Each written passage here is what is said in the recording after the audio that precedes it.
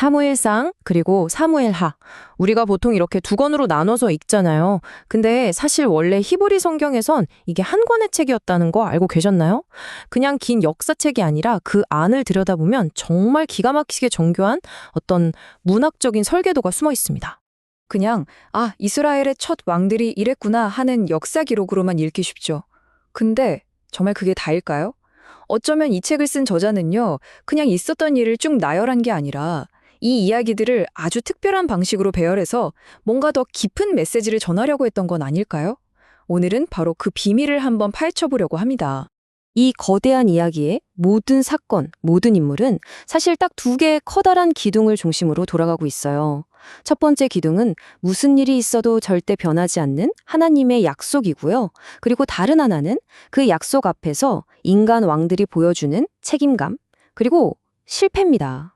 이 책의 구조 전체가 바로 이 두 가지를 정말 선명하게 보여주기 위해서 짜여졌다고 보시면 돼요. 자, 그래서 오늘 우리가 함께 떠나볼 여정은 이렇습니다.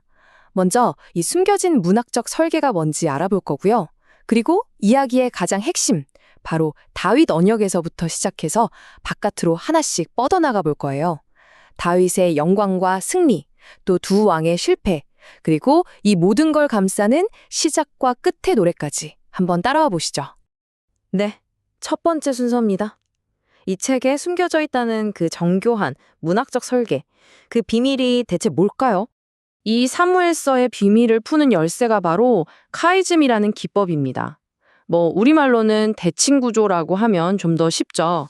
이게 뭐냐면요. A, B, C 순서로 이야기를 쫙 풀어나가다가 정점을 찍고 다시 B, A 순서로 돌아오는 딱 거울처럼 대칭되는 구조를 말하는 거예요.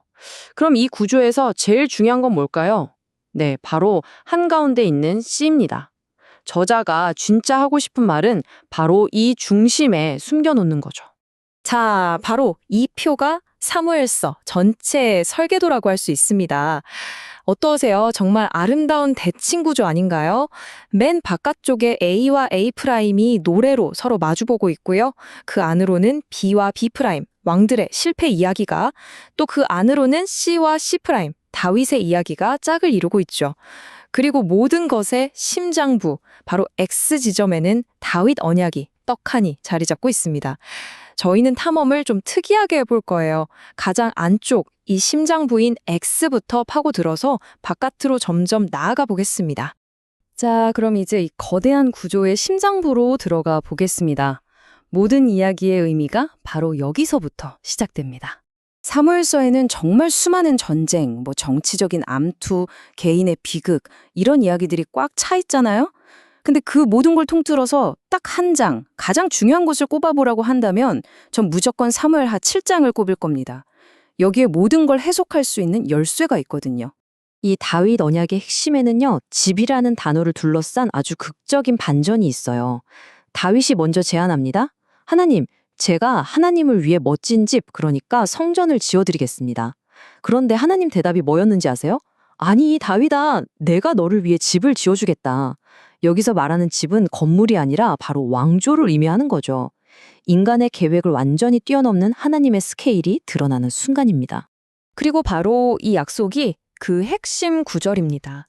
내 집과 내 나라가 내 앞에서 영원히 보존되고 내 왕위가 영원히 견고하리라. 이건 그냥 내 왕조가 오래 갈 거야 정도의 이야기가 아니에요. 훨씬 더 나아가서 언젠가 다윗의 후손을 통해 오실 그 영원한 왕, 메시아를 향한 약속으로 이어지는 정말 중요한 지점인 거죠.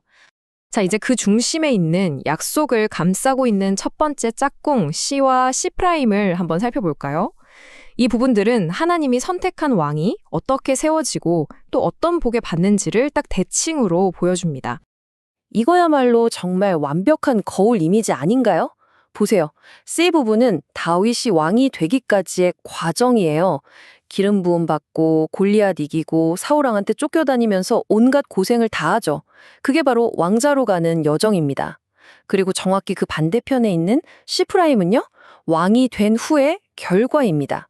주변 나라들을 싹 다 정복하고 나라를 안정시키는 그야말로 승리의 기록이죠.